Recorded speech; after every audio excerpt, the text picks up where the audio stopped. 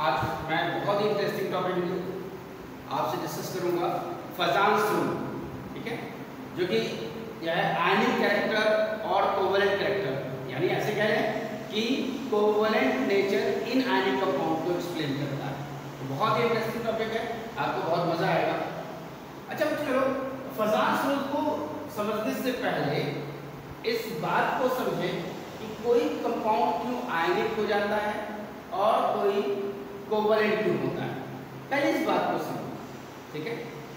अच्छा, एक एग्जांपल लेते हैं आपके सामने, और अच्छा एग्जांपल, जैसे मान लीजिए कि आपकी रिक्वायरमेंट बहुत मिनिमम है, ठीक है, आप बहुत अच्छे बच्चे हो और आपकी रिक्वायरमेंट बहुत ही मिनिमम है, आप केवल पढ़ना चाहते हो और अच्छे काम करते हो, आपको जो है बहुत ज़्यादा बाहर से कुछ लेना देना नहीं है, जो है, तो आपकी रिक्वायरमेंट बहुत मिनिमम है, ठीक है। तो क्या होगा, जैसे मान लेते हैं कि जैसे आप हैं ये x और ये, तो आपकी रिक्वायरमेंट चूंकि मिनिमम है तो आपका फील्ड भी क्या है, मिनिमम है, जो आपके घर से ही सब पूरी होती जा रही है, ठीक है, और आपको बाहर जाने की जरूरत नहीं है। तो बाहर ठीक है, खर्चा होगा, हाय हेलो होगा, लेकिन बहुत ज़्यादा मतलब नहीं होगा, आप घर में ही सेटिस्फाई रहेंगे और पूरा ध्यान अपने पढ़ाई पर, अपने एम पर फोकस करेंगे, ठीक है। तो अंडरस्टूड है कि आपका जो फील्ड है, अगर आपके घर में मैक्सिमम से मैक्सिमम सेटिस्फाई हो जाए, मैक्सिमम से आपकी रिक्वायरमेंट फुलफिल हो जाए, क्योंकि आपका रिक्वायरमेंट बहुत मिनिमम है, तो बच्चों अंडरस्टूड है कि और जो चारों तरफ y और x हैं उनके साथ कोई मतलब नहीं होगा। क्लियर है, आप आपस में ही सेटिस्फाइड रहेंगे। जब आपस में सेटिस्फाइड रहेंगे, पूरी तरीके से न्यूट्रल रहेंगे, तो आप अपने फैमिली में ही खुश हैं, बाहरियों से बहुत ज़्यादा अटैचमेंट नहीं होगा, आपका बहुत ज़्यादा सोशल लाइफ नहीं होगा, ठीक है, और आप बिल्कुल क्या रहेंगे, सेटिस्फाइड रहेंगे। तो इंटर मॉलिक्यूलर यानी बाहरी मॉलिक्यूल से जो फोर्स ऑफ अट्रैक्शन है वो क्या होगा, कम। क्लियर। तो आप दूसरे मॉलिक्यूल से बॉन्डिंग भी क्या होगा, बहुत कम होगा, फोर्स ऑफ अट्रैक्शन कम होगा, तो क्या सेटिस्फाइड है, ठीक है। लेकिन तरफ सोचो इस बात को कि अगर भाई आप हैं और आपका फील्ड बहुत ज्यादा है, ठीक है, आपने अपनी आवश्यकताएं बहुत ज्यादा बढ़ा रखी और आपकी फैमिली जो है उस रिक्वायरमेंट को फुलफिल नहीं कर पा रहा है,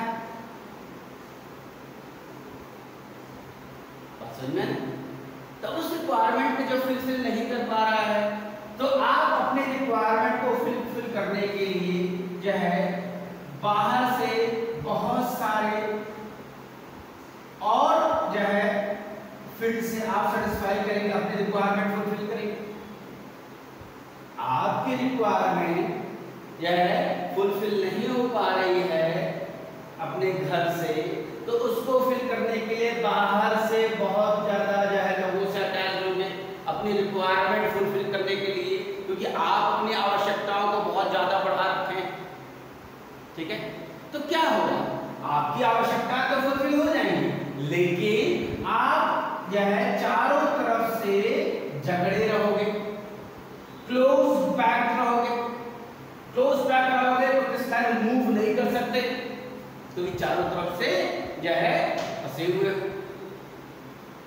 ठीक है, क्योंकि आपकी आवश्यकताएं ही इतनी ज्यादा है, उसको फिलफिल करने के लिए बहुत सारे लोगों की आवश्यकता पड़ रही है, तो आप उनसे बंधे हुए हो, हिल नहीं पा रहे हो, क्रिस्टलाइन हो गए, सॉलिडिफाई हो गए।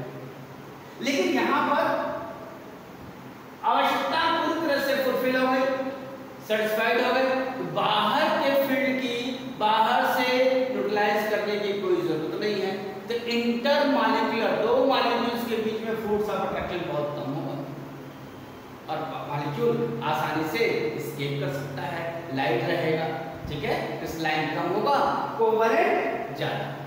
और एक क्लोज पैक हो गया चारों तरफ, याद होगा आपने 10th में एक बार पढ़ा भी होगा ना कि सोडियम क्लोराइड क्रिस्टलाइन है, क्योंकि एक क्लोराइड आयन 6 सोडियम से सराउंडेड है, या एक सोडियम आयन 6 क्लोराइड आयन से सराउंडेड है। क्यों? क्योंकि सोडियम और क्लोरीन आपस में सारी आवश्यकताओं को फुलफिल नहीं कर पा रहे हैं, सारे फील्ड को न्यूट्रलाइज नहीं कर पा रहे हैं। तो उसको न्यूट्रलाइज करने के लिए सोडियम को 6 क्लोराइड आयन और चाहिए बाहर से, और क्लोरीन को भी 6 सोडियम आयन और चाहिए बाहर से। तो आपस में कॉन्टैक्ट होगा, इसलिए वो क्रिस्टलाइन है। ठीक है। लेकिन यह है जैसे HCl है कोवैलेंट है, तो H और Cl में पूरी तरीके से फील्ड न्यूट्रलाइज हो जा रही है, बहुत आवश्यकता नहीं है। H वास्तविक की फील्ड भी बहुत कम है, क्लोरीन उसको सेटिस्फाई कर दे रहा है। क्लोराइड आयन की जो फील्ड है H पॉजिटिव सेटिस्फाई कर दे रहा है, तो आपस में ही पूरी तरीके से न्यूट्रलाइज हो गए। तो दूसरे मॉलिक्यूल से इंटरमॉलिक्यूलर फोर्स ऑफ अट्रैक्शन क्या होगा? बहुत ही कम हो जाएगा, तो आसानी से वो एस्केप कर सकेंगे, लाइट रहेंगे, गैस की तरह होते रहेंगे या लिक्विड रहेंगे, क्योंकि फोर्स ऑफ अट्रैक्शन कम है। और जितना आपस में आप जो है न्यूट्रलाइजेशन कम होता जाएगा, तो उसको न्यूट्रलाइज करने के लिए बाहर से, जैसे कटायन है तो इधर अनायन चाहिए, अनायन को कटायन चाहिए, और बाहर से क्योंकि फील्ड तो जो है बच्चों, जो चार्ज है किसी भी एटम पर, वो पूरी तरह से न्यूट्रलाइज होना ही है, चाहे आपस में घर से ही सेटिस्फाई कर लो, चाहे दूसरों से सेटिस्फाई करो। अब दूसरों से जितना ज्यादा सेटिस्फाई होगे उतना बधे रहोगे, आपस में ही आवश्यकताओं को मिनिमाइज करके सेटिस्फाई कर दोगे, तो आसानी से यह एस्केप करते रहोगे, उड़ते रहोगे, आराम से लाइट फील करोगे। समझ में आया बच्चों?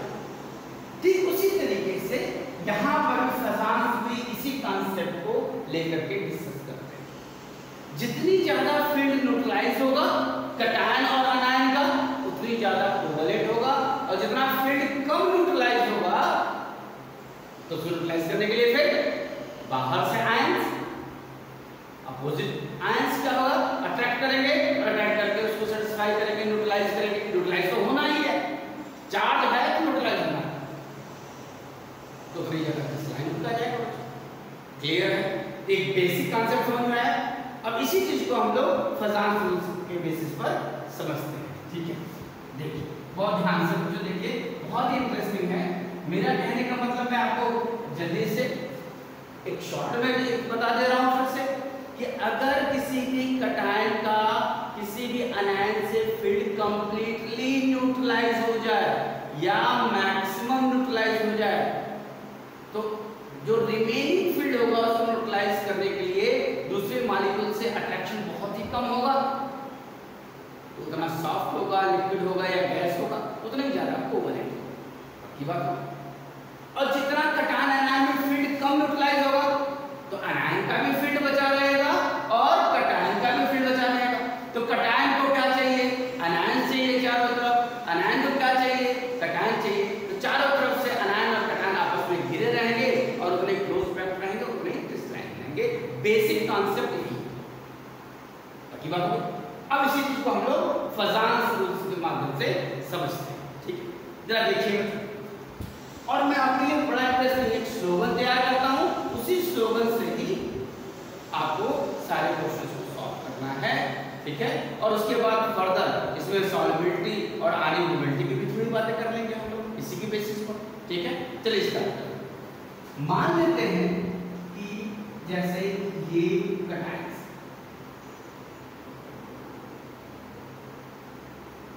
अब जैसे आप मालूम है कि टॉप टू बॉटम क्या होता है, रेडियली इंक्रीज करता है। ऐसे मान लेते हैं यहाँ पर ये लिथियम है, ये सोडियम है, ये पोटेशियम, ऐसे मान लेते हैं। नीचे रुबिडियम प्रीसियम बड़ा होता जाएगा। ठीक है, अच्छा अब आपको अच्छी तरह से मालूम है कि lithium positive plus 1 electron use करता है, सोडियम भी पॉजिटिव प्लस 1 इलेक्ट्रॉन यूज करता है, पोटेशियम भी पॉजिटिव प्लस 1 इलेक्ट्रॉन यूज करता है। यानी लिथियम 1 इलेक्ट्रॉन यूज करके पॉजिटिव चार्ज में आता है, सिमिलरली सोडियम भी, उसी तरह से पोटेशियम, उसी तरह से रुबिडियम, उसी तरह से सीजियम, ऐसे टॉप टू बॉटम। ठीक है, और रेडियली बढ़ती जाती है, ये बात बाकी। अच्छा अब दिमाग का इस्तेमाल करो बच्चों, कि जैसे मान लेते हैं सोडियम के पास, सोडियम का एटॉमिक नंबर 11 है, आप सभी को मालूम है सोडियम का एटॉमिक नंबर कितना है? 11। ठीक है, अब उसने 1 इलेक्ट्रॉन यूज कर दिया, 1 इलेक्ट्रॉन इसने यूज कर दिया, तो अब इलेक्ट्रॉन कितने रह गए? 10 इलेक्ट्रॉन रह गए, क्योंकि आपको मालूम है ना, number of electron is equal to number of proton, ठीक है। तो अब उसके बाद 11 प्रोटॉन और 11 इलेक्ट्रॉन्स था, जब उसने एक इलेक्ट्रॉन लूज कर दिया तब उसके बाद 10 इलेक्ट्रॉन रह गए। लेकिन प्रोटॉन में 11 प्रोटॉन थे।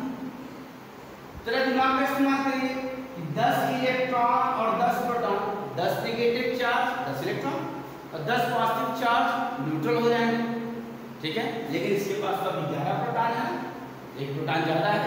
एक प्रोटॉन मतलब क्या, एक पॉजिटिव चार्ज ज्यादा है। एक पॉजिटिव चार्ज मतलब 1.602 into 10⁻⁻19 कूलम का चार्ज एक्सेस है। अब वो तो न्यूट्रलाइज होना पड़ेगा। उसी तरीके से लिथियम के पास, उसी तरह से पोटेशियम, उसी तरह से रूबिडियम, उसी तरह से सीजियम, ठीक है। सभी के पास एक एक प्रोटॉन ज्यादा है and excess of 1 positive charge आ गया। कहां पर, न्यूक्लियस में, क्योंकि प्रोटॉन तो न्यूक्लियस में होता है ना बच्चों, तो न्यूक्लियस में एक्सेस ऑफ प्रोटॉन हुआ ना, तो चार्ज कहां से स्प्रेड होगा, न्यूक्लियस से, ठीक है। अब जरा दिमाग का इस्तेमाल करिए, चार्ज एक्सेस ऑफ प्रोटॉन कहां हुआ है, न्यूक्लियस में हुआ है। एक्सेस ऑफ प्रोटॉन न्यूक्लियस में, चार्ज वहीं से स्प्रेड होगा। लेकिन टॉप टू बॉटम जैसे जाएंगे वैसे वैसे सरकमफेरेंस बढ़ता जा रहा है। तो सरकमफेरेंस के बाहर जो पॉजिटिव चार्ज की वैल्यू है, फील्ड है, वो क्या होगी, कम होगी। अरे बच्चों, top to bottom atomic radius बढ़ता जा रहा है, ठीक है। एक्सेस ऑफ प्रोटॉन कहां है, न्यूक्लियस में है, तो चार्ज तो वहीं से फील्ड स्प्रेड होगा, स्प्रेड हो रहा है। तो अब जिस टॉप टू बॉटम में सरकमफेरेंस बढ़ता जाएगा तो सरकमफेरेंस के बाहर पॉजिटिव फील्ड की वैल्यू कम होती जाएगी ना, क्योंकि आपको मालूम है कि जैसे जैसे डिस्टेंस बढ़ता जाता है वैसे वैसे फील्ड की वैल्यू क्या होती जाएगी, कम होती जाएगी। ये बात है। अब मान लेते हैं इनके पास हम लोग क्या लेके आते हैं, क्लोराइड लेते हैं। चलो क्लोरीन लेके आइए, ये मान लेते हैं क्लोराइड, ठीक है। अब क्लोराइड जैसे मान लो कोई इलेक्ट्रॉन गेन, लिथियम ने एक इलेक्ट्रॉन लूज किया तो क्लोरीन ने एक इलेक्ट्रॉन गेन किया, तो गेन कहां करेगा, सोचिए जरा सा। Gain outer most energy level पे करेगा ना, इलेक्ट्रॉन कहां ऐड होता है, आउटर मोस्ट एनर्जी लेवल पे ऐड होता है, ठीक है। अब क्लोरीन का एटॉमिक नंबर 17, इसने एक इलेक्ट्रॉन गेन कर लिया, क्लोरीन प्लस इलेक्ट्रॉन, ये Cl नेगेटिव हो गया। तो इलेक्ट्रॉन कहां आया, सरकमफेरेंस पर, क्लियर। अब जो सरकमफेरेंस पर आएगा, क्योंकि 17 प्रोटॉन था, अब इलेक्ट्रॉन गेन करने के बाद 18 इलेक्ट्रॉन्स हो गए, 18 इलेक्ट्रॉन्स हो गए। पहले न्यूट्रल था तो 17 प्रोटॉन 17 इलेक्ट्रॉन्स, जब इसने एक गेन किया तो 18 इलेक्ट्रॉन्स हो गए, एक इलेक्ट्रॉन ज्यादा। तो इलेक्ट्रॉन कहां ऐड हुआ, सरकमफेरेंस पर, क्लियर है। तो सरकमफेरेंस पर होगा तो अंडरस्टूड है कि नेगेटिव फील्ड यहां पर होगा। ऐसे मैं दूसरे पेन से कर देता हूं उसको, नेगेटिव इस तरह से, ये नेगेटिव फील्ड, ठीक है। अच्छा, अब ये नेगेटिव फील्ड जो क्लोरीन का होगा वो हर जगह ऐसे ही होगा, सेम होगा, क्लोरीन तो वही है मान, ठीक है। अब जब दिमाग का इस्तेमाल कीजिएगा बच्चों कि इसके सरकमफेरेंस पर पॉजिटिव फील्ड ज्यादा है, क्लियर है, एटम के बाद पॉजिटिव फील्ड ज्यादा है। इस पर जैसे जैसे टॉप टू बॉटम आते जाएंगे, रेडियाई बढ़ता जाएगा, तो सरकमफेरेंस पर पॉजिटिव फील्ड की वैल्यू क्या होती जाएगी, कम होती जाएगी, पक्की बात है। तो अब अंडरस्टूड है कि यहाँ नेगेटिव फील्ड ज्यादा है, यहाँ पॉजिटिव फील्ड ज्यादा है, तो फील्ड का न्यूट्रलाइजेशन, इसके बाहर पॉजिटिव फील्ड ज्यादा है और यहाँ पर नेगेटिव फील्ड है, तो फील्ड का न्यूट्रलाइजेशन इसमें ज्यादा होगा, इस वाले में ना, तो पॉजिटिव फील्ड ज्यादा है सरकमफेरेंस पर। अब यहाँ पर फील्ड कम है, बड़ा रेडियस हो गया, ठीक है, यहाँ पर फील्ड कम है तो कम न्यूट्रलाइज हो, क्लियर है।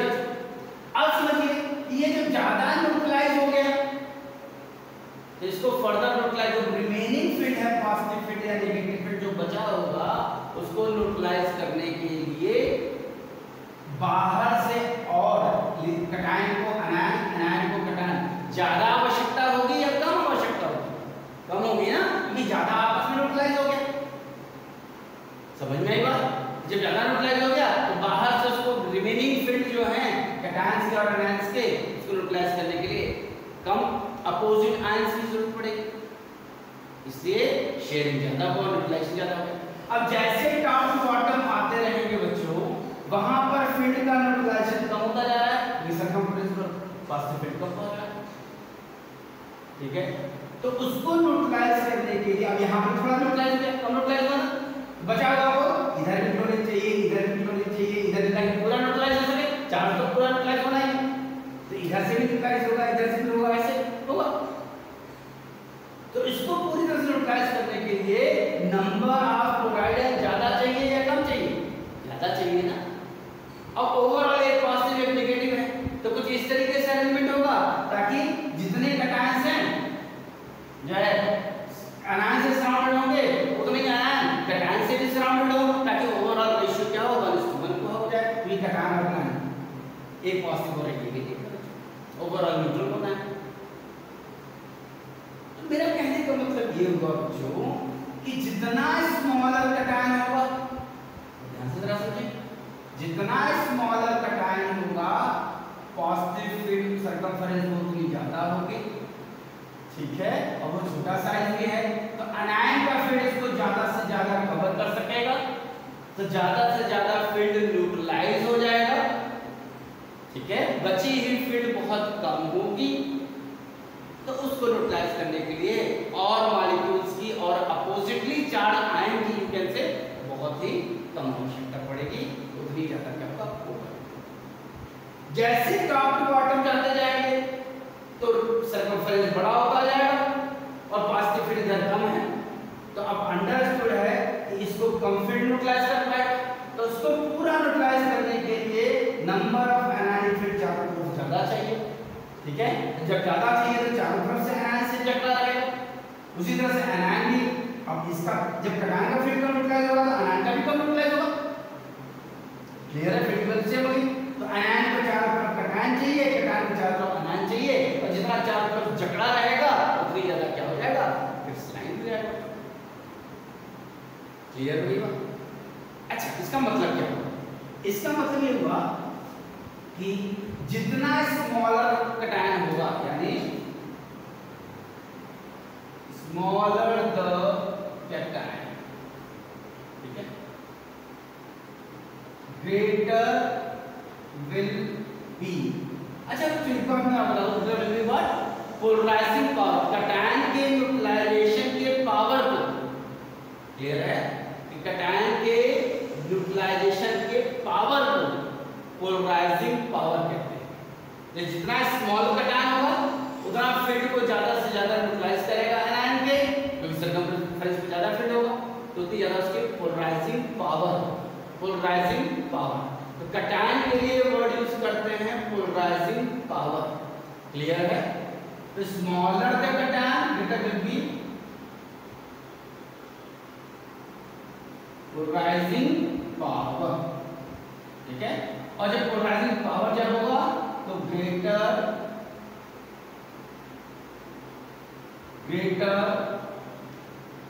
विल बी कोवैलेंट कैरेक्टर, ठीक है, ग्रेटर विल बी कोवैलेंट। यानी एक अभी लाइन है, पूरा स्लोगन हम लोग तैयार करेंगे, तो इसका एक लाइन अभी तैयार हो गया, क्या, smaller the cation greater will be polarising power, greater will be covalent character. पहला पॉइंट दिमाग में बैठना चाहिए, जितना स्मॉलर कैटायन होगा उतनी ज्यादा उसका पोलराइजिंग पावर होगा बच्चों, उतनी ज्यादा एनायन को ज्यादा न्यूट्रलाइज करेगा, तो उतनी ज्यादा क्या होगा, कोवैलेंट कैरेक्टर होगा, क्योंकि आपस में ज्यादा हो गया ना, तो बाहर से आवश्यकता कम है, जैसे एग्जांपल दिया था बच्चों, क्लियर है। अच्छा, अब हम लोग बात करते हैं एनायन, ठीक है, एनायन की बात करते हैं। अब यहाँ पर अब इसको मैं पहला पॉइंट आपने नोट कर लिया ना, smaller the cation greater will be polarising power. Cation के लिए वर्ड यूज करते हैं पोलराइजिंग पावर, आनायन के लिए वर्ड यूज करते हैं पोलराइजिबिलिटी, और जो प्रोसेस है उसको बोलते हैं पोलराइजेशन, ठीक है। कैटायन के लिए वर्ड क्या होता है, polarising power, anion polarisability, and the process of neutralisation called polarisation, clear है। अब हम लोग आनायन की बात कर लेते हैं, ठीक है। अच्छा देखिए अब हम लोग क्या करते हैं, कटायन को फिक्स करते हैं। ये कटायन है, एक कटायन, ठीक है, ऐसे सर्कमफ्रेंस में पॉजिटिव फील्ड, ठीक है। अब अनायन की बात करते हैं, पहले टॉप टू बॉटम। अब ये मान लेते हैं इलेक्ट्रॉन यहाँ पर,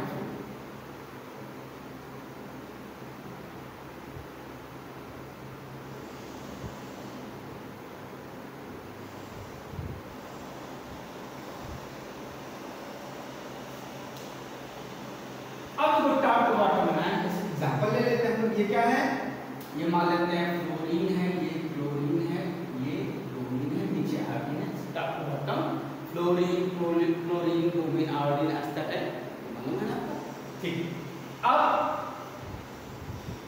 अच्छी तरह से मालूम है कि फ्लोरीन क्लोरीन ब्रोमीन एक एक इलेक्ट्रॉन जब गेन करेंगे तो इलेक्ट्रॉन कहाँ ऐड होगा, अभी थोड़ी देर पहले डिस्कस किया ना, सर्कमफ्रेंस में, आउटर मोस्ट एनर्जी लेवल में ऐड होगा, ठीक है। अब ये बताइए यहाँ पर भी तो कटायन है न्यूक्लियस में, ये अंडरस्टूड है बच्चों कि फ्लोरीन का डायमंड नंबर 9 है, जैसे एक एग्जांपल ले लेते हैं तो 9 प्रोटॉन और 9 इलेक्ट्रॉन है, एक इलेक्ट्रॉन इसने गेन कर लिया तो 9 प्रोटॉन और 10 इलेक्ट्रॉन हो जाएगा, तो 9 प्रोटॉन है, इनका फील्ड न्यूक्लियस से स्प्लिट होगा। अब यहाँ पर बच्चों रेडियाई स्मॉलर है, तो जो रेडियाई स्मॉलर होगा तो न्यूक्लियस वाला जो पॉजिटिव फील्ड है वो ज्यादा से ज्यादा सर्कमफ्रेंस पर होगा, ठीक है, ज्यादा से ज्यादा सर्कमफ्रेंस पर होगा बच्चों। तो अंडरस्टूड है यहाँ पर नेगेटिव फील्ड की वैल्यू क्या हो जाएगी, कम हो जाएगी। अब जैसे जैसे डिस्टेंस बढ़ता जाएगा पॉजिटिव फील्ड की वैल्यू कम होती जाएगी, ठीक है, तो यहाँ का नेगेटिव फील्ड क्या होता जाएगा, बढ़ता जाएगा। यानी इसका मतलब ये हुआ कि टॉप टू बॉटम जैसे जैसे आप बढ़ते रहेंगे तो अंडरस्टूड है कि सेंटर से डिस्टेंस बढ़ता जाएगा, तो सेंटर से डिस्टेंस बढ़ता जाएगा तो नेगेटिव फील्ड जो इलेक्ट्रॉन है वो न्यूक्लियस से लूजली बॉन्डेड होता जाएगा, तो कोई डिस्टेंस बढ़ता जाएगा, क्योंकि पॉजिटिव फील्ड यहाँ पर कम होते जा रही है, क्लियर। तो अंडरस्टूड है कि यहाँ पर नेगेटिव फील्ड सबसे ज्यादा है, डोंट कंफ्यूज, चार्ज तो उतने 1.602 into 10 to the power minus 19 coulomb, 1.602 into 10 to the power minus 19 coulomb, इस पर भी है, इस पर भी है, इस पर भी है, एक्सेस, ठीक है। लेकिन अब यहाँ पर रेडियाई कम होने से पॉजिटिव फील्ड से ज्यादा बना हुआ है, यहाँ पर क्या हुआ, कम लूजली बॉन्डेड। तो अब ना समझिए यही कटायन सभी जगह अगर आ जाए, यही कटायन सभी जगह आ जाए तो अंडरस्टूड है ना, इसका फील्ड क्योंकि नेगेटिव फील्ड ज्यादा है, लूजली बॉन्डेड है, ठीक है, इसकी तरफ ज्यादा अट्रैक्ट हो जाएगा लूजली बॉन्डेड होने की वजह से, क्लियर है। जब अट्रैक्ट हो जाएगा तो ज्यादा से ज्यादा क्या होगा, फील्ड क्या होगा इसका, न्यूट्रलाइज हो जाएगा, क्योंकि लूजली बॉन्डेड है टॉप टू बॉटम, ये सर्कमफ्रेंस पर है ना बच्चों, ठीक है, सेंटर से डिस्टेंस बढ़ता जा रहा है बच्चों, तो ये लूजली बॉन्डेड इलेक्ट्रॉन होता जाएगा, तो कोई उसको अट्रैक्ट करेगा तो इसके शेप का फील्ड का शेप का डिफॉर्मेशन इजीली होगा, तो ये अट्रैक्ट करके इसके फील्ड को ज्यादा से ज्यादा न्यूट्रलाइज करेगा कि नहीं होगा। अब इसका फील्ड ज्यादा न्यूट्रलाइज हो गया, क्लियर है, तो फील्ड कम बचेगा इसका, और इसका जो ज्यादा न्यूट्रलाइज होगा अंडरस्टूड है इसका भी ज्यादा न्यूट्रलाइज हुआ, तो ज्यादा से ज्यादा शेयरिंग हो गई, दोनों की रिमेनिंग फील्ड क्या हो गई, कम हो गई। जब कम हो गई तो बाहर से वो कम अट्रैक्ट करेगा, आवश्यकताएं कम होंगी उसकी बाहर से, तो बाहर से कम अटैच होगा, आपस में सेटिस्फाई ज्यादा हो गया। तो मैंने क्या बोला था कि जब आपस में सेटिस्फाई ज्यादा हो जाए, न्यूट्रलाइज ज्यादा हो जाए, कोवलेंट कहते हैं, क्लियर। इसका मतलब क्या हुआ कि अनायन जितना लार्जर होता जाएगा, सेंटर से डिस्टेंस उसका इलेक्ट्रॉन क्योंकि आउटर मोस्ट में बढ़ता जाएगा, और जब ये बढ़ता जाएगा तो लूजली बॉन्डेड इलेक्ट्रॉन होगा या फील्ड होगा, उसका आसानी से डिफॉर्मेशन होगा, अट्रैक्ट हो जाएगा, और अट्रैक्ट होकर के मैक्सिमम न्यूट्रलाइज हो जाएगा, और इसको बोलते हैं क्या, पोलराइजेबिलिटी। यानी क्या गया, larger the अनायन greater will be polarizability, greater will be covalent है ना। यानी दूसरा पॉइंट आ गया, larger the anion, greater will be polarizability। ठीक है, और उसी के साथ greater will be covalent character। Clear? Larger the anion, greater will be deformation in shape, rather you can say greater will be polarizability, greater will be covalent। अब इसको add करिए पहले वाले से, smaller the cation, larger the anion, greater will be polarisation, greater will be covalent. जितना smaller cation होगा और जितना लार्जर anion होगा उतनी ज्यादा पोलराइजेशन होगा, उतनी ज्यादा कोवैलेंट कैरेक्टर। क्लियर है? एक स्लोगन तैयार हुआ, smaller the cation, larger the anion, greater will be polarization, greater will be covalent। क्योंकि जितना स्मॉलर cation होगा उसकी पोलराइजिंग पावर उतनी ज्यादा होगी, जितना लार्जर anion होगा उसकी पोलराइजेबिलिटी उतनी ज्यादा होगी, तो प्रोसेस ऑफ पोलराइजेशन भी ज्यादा होगा, तो कोवैलेंट कैरेक्टर ज्यादा होगा, तो मैक्सिमम यूटिलाइज करेगा। पक्की बात होगी। ये पहला पॉइंट। दूसरा पॉइंट दिमाग में बैठाया जाए, ठीक है? दूसरा पॉइंट,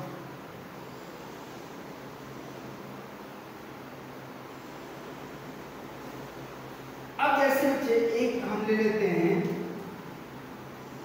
मेटल, इस पर M पॉजिटिव है, एक पर M2 पॉजिटिव है, एक पर M3 पॉजिटिव, ठीक है? पक्की बात है? एक पर M पॉजिटिव, एक पर M2 पॉजिटिव, दूसरा एक पर M3 पॉजिटिव। क्लियर? तो अब अंडर स्टूडेंट देखिए मुझको, M पॉजिटिव का मतलब क्या है कि न्यूक्लियस में एक प्रोटॉन ज्यादा है इलेक्ट्रॉन के रिस्पेक्ट में, क्योंकि इसने एक इलेक्ट्रॉन यूज किया, इसने दो इलेक्ट्रॉन यूज किया था, इसलिए न्यूक्लियस में दो पॉजिटिव ज्यादा है, इसने तीन इलेक्ट्रॉन यूज किया, इसलिए न्यूक्लियस में तीन प्रोटॉन ज्यादा है विद रिस्पेक्ट टू इलेक्ट्रॉन। तीन इलेक्ट्रॉन उसको यूज कर, न्यूट्रल में number of proton equal to number of electron होता है, इसने तीन इलेक्ट्रॉन यूज कर दिया तो तीन प्रोटॉन इसके पास ज्यादा है।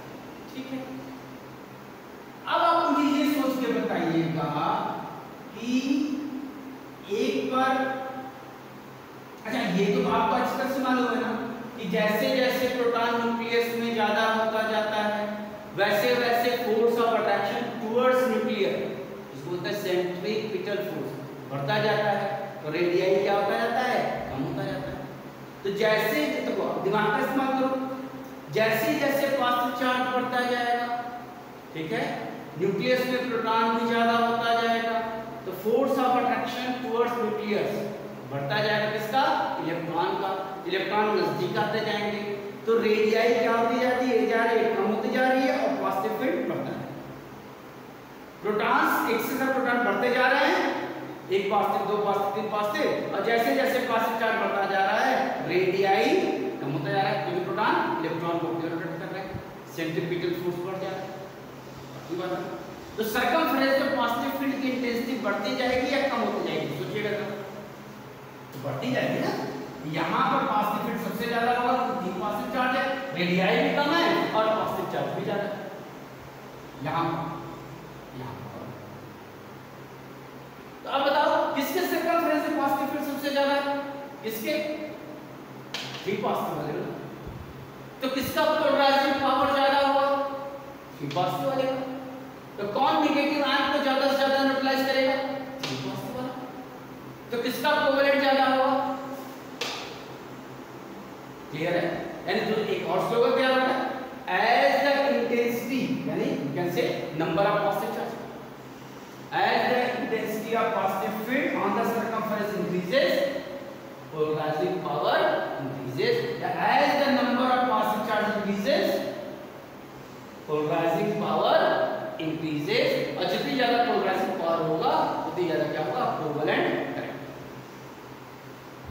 जैसे आप सोचते भी होंगे कभी ना कि आयरन में तो तीन पॉजिटिव चार्ज है, FeCl3 बनाता है। सोडियम में तो एक ही पॉजिटिव चार्ज है, लेकिन सोडियम क्लोराइड में ज्यादा आयनिक है, FeCl3 कम आयनिक क्यों है? जबकि इसमें 3 पॉजिटिव चार्ज है। इसीलिए यहाँ उल्टा होता है, 3 पॉजिटिव चार्ज होगा तो क्लोराइड आयन के फील्ड को ज्यादा से ज्यादा न्यूट्रलाइज कर देगा, पोलराइजिंग पावर है तो कोवैलेंट कैरेक्टर ज्यादा हो जाएगा, आयनिक कैरेक्टर कम। क्लियर हो गया? यानी अगला स्लोगन क्या हो गया? As the number of positive charge on metal increases, as the number of positive charge on metal increases, polarizing power increases, covalent character increases। यानी दो स्लोगन आपके सामने अभी तैयार हुआ।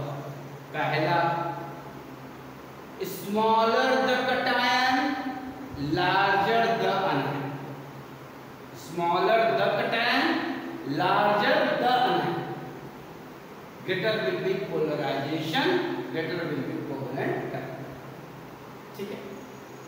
दूसरा slogan, as the number of positive charge on metal increases, polarizing power increases, covalent character increases। Same concept वैसे anion के लिए भी। अब एक एनायन पर एक नेगेटिव चार्ज होगा, दूसरे पर 2 नेगेटिव, तीसरे पर 3 नेगेटिव, जिस पर नेगेटिव फील्ड ज्यादा होगा, अंडर सर्कमफ्रेंस नेगेटिव चार्ज ज्यादा होगा, तो उसकी पोलराइजेबिलिटी ज्यादा होगी, उसका भी कोवैलेंट कैरेक्टर ज्यादा। क्लियर होगी बात? तो कटायन में जैसे जैसे पॉजिटिव चार्ज बढ़ता जाएगा, वैसे वैसे पोलराइजिंग पावर बढ़ता जाएगा। एनायन में जैसे जैसे नेगेटिव चार्ज सर्कमफ्रेंस बढ़ता जाएगा, उसकी पोलराइजेबिलिटी बढ़ती जाएगी, तो उतनी ज्यादा कोवैलेंट। क्लियर? अब जैसे बोरान में 3 पॉजिटिव चार्ज, नाइट्रोजन में 3 नेगेटिव चार्ज, तो बोरान नाइट्राइड बनेगा, ये क्या होता है? हाईली कोवैलेंट नेचर है। स्मॉलर कटायन भी है और 3 पॉजिटिव 3 नेगेटिव है, तो पूरी तरह से न्यूट्रलाइज होगा, that is highly covalent nature. Clear है? चलिए अब हम लोग थोड़ी सी इसकी प्रैक्टिस करते हैं और इसका और एप्लीकेशन डिस्कस करने की कोशिश करते हैं। ठीक है, तो एक बार मैं जल्दी से रिवाइज कर दूं। पहला स्लोगन दिमाग में बैठा कर रखना है बच्चों, smaller the cation larger the anion, greater will be polarisation, greater will be covalent. Clear? जितना स्मॉलर कटायन होगा उतनी ज्यादा उसकी पोलराइजिंग पावर होगी। ठीक है, और जितना लार्जर एनायन होगा उसकी उतनी ज्यादा पोलराइजेबिलिटी होगी, तो उतनी ज्यादा कोवैलेंट कैरेक्टर होगा। दूसरा, as the number of positive charge increases on metal, or similarly as the number of negative charge on non-metal increases, इसका metals का polarizing power increases और non-metal का polarizability increases, therefore polarization increases, as a result covalent character also increases। समझ में बात clear है? यानी simple सा सादा भाषा में समझ लें। जितना आपको जब इंक्रीजिंग डिक्रीजिंग आवे तो सबसे पहले, अच्छा ये भी दिमाग में रखना, पहले आप हमेशा कटायन को पोलराइजिंग पावर कटायन का देखेंगे, क्योंकि वो उसका सिमेट्रिकल चार्ज डिस्ट्रीब्यूट हो रहा है। पहले कटायन को देखना है, फिर एनायन को देखना है। ठीक है, पहले कटायन को फिर एनायन। तो पहले देख लिया जो सबसे स्मॉलर कटायन है उसका पोलराइजिंग पावर सबसे ज्यादा, फिर देख लिया कि किसके साथ स्मॉलर कटायन तो वही है लेकिन सबसे लार्जर एनायन है, उसकी पोलराइजेबिलिटी उतनी ज्यादा होगा, तो अंडरस्टूड होगा कोवैलेंट कैरेक्टर। बाकी बात होगी जैसे हम लोग कुछ प्रैक्टिस करते हैं तब क्लियर। जैसे यहाँ आपने की, मैंने आपको दिया lithium fluoride, lithium chloride, lithium bromide, lithium iodide, जैसे एक सिंपल से एग्जांपल पहले। ठीक है, अब जरा सोचिएगा क्या है, lithium fluoride, lithium chloride, lithium bromide, lithium iodide, यहाँ क्या कटायन कॉमन, यानी पोलराइजिंग पावर सभी के लिए क्या है? सेम है। ओके बात? ठीक है, लेकिन आयन चेंज हो रहा है, यानी पोलराइजेबिलिटी चेंज हो रही है। तो स्मॉलर द कटायन यानी ये वाला चीज सभी में कॉमन हो, फिर लार्जर द आयन यानी clear bottom India increases larger man ये सबसे ज्यादा कोवलेंट होगा, यानी कोवलेंट ऑर्डर डिक्रीजिंग ऑर्डर लगाना है तो Li I सबसे ज्यादा covalent, then Li Br, then Li Cl, then Li। Clear? अच्छा अब जैसे दूसरा एग्जांपल लेता हूं, मैंने ले लिया आपको NaF NaCl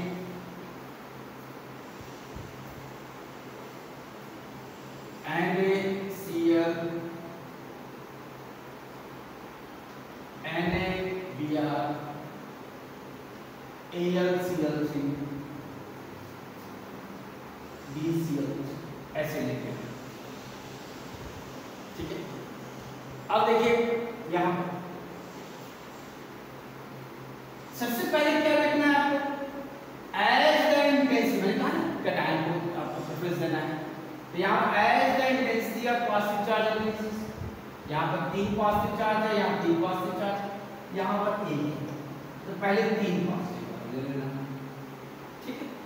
अब यहाँ बोरान और एल्यूमीनियम में इसमें भी देखो आपको मालूम है क्लोरीन पर -1 तो यहाँ प्लस में, क्लोरीन पर -1 तो यहाँ प्लस में, अब दोनों में 3 पॉजिटिव चार्ज, ठीक है। अब यहाँ पर सोचिए, अब बोरान एल्यूमिनियम में ये क्लोरीन कॉमन हो गया दोनों में, बोरान एल्यूमिनियम में, तो आपको मालूम है boron aluminium gallium indium thallium मालूम है, तो स्मॉलर साइज का बोरान का, तो स्मॉलर का कटायन इन दोनों में +3 +3 है, तो फिर स्मॉलर का कटायन कौन है, बोरान है, इसलिए ये ज्यादा कोवलेंट होगा और ये लार्जर कटायन है इसलिए ज्यादा आयनिक होगा। अभी इसको ध्यान ही नहीं देना बस 3 पॉजिटिव वाले, इसलिए सबसे ज्यादा कोवलेंट हो जाएगा BCl3 स्मॉलर का कटायन, फिर उसके बाद AlCl। अब ये वाला हो गया, अब इसको देखिए,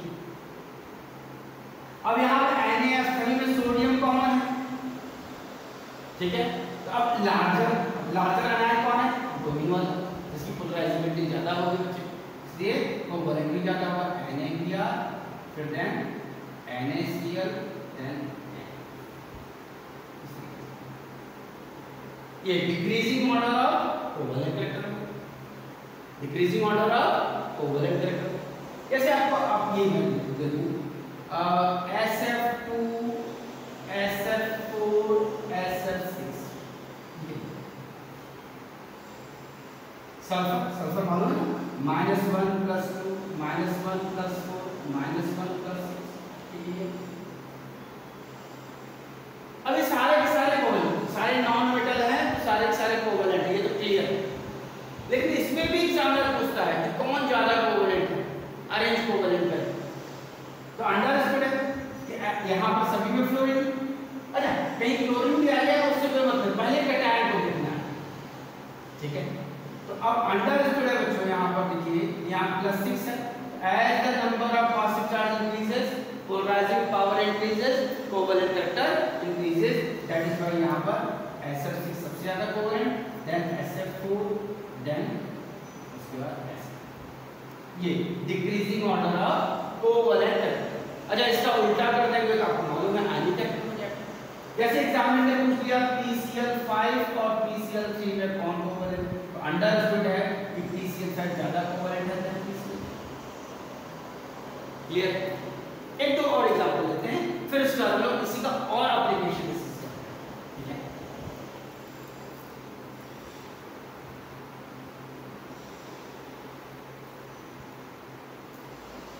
अब देखिए जैसे आपको दिया गया है CCl4 पहले arrange covalent character in decreasing order, CCl4 SiCl4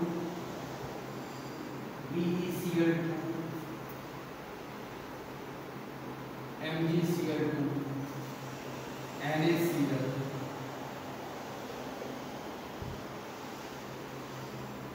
KCl, Na, ये सारे जैसे हैं। अब इस सभी को अरेंज करना, तो अब यहाँ देखिएगा यहाँ पर +4 है -1, यहाँ भी +4 है -1, यहाँ पर +2 है -1, यहाँ +2 है -1, यहाँ पर +1 -1 +1 -1, यहाँ भी +1, ठीक है। तो सबसे कुछ की डिक्रीज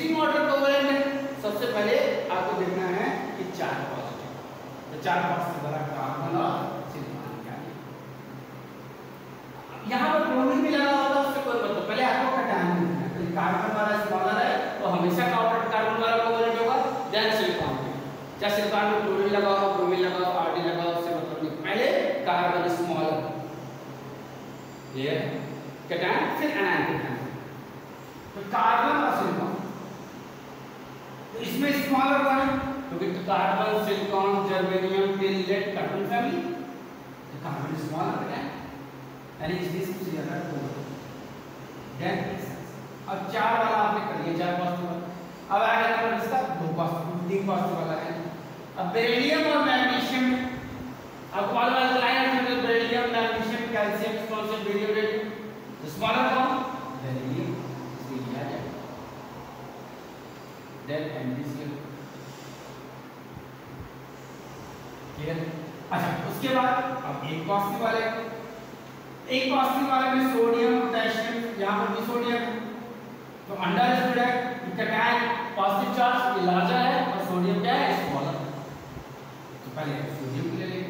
अब सोडियम वाले में देखिए यहाँ पर दोनों में सोडियम है तो लार्जर आना है, ब्रोमीन, कटायन कॉमन हो गया एनायन के बेसिस पर, यानी Na भी। देन उसके बाद NaCl और देन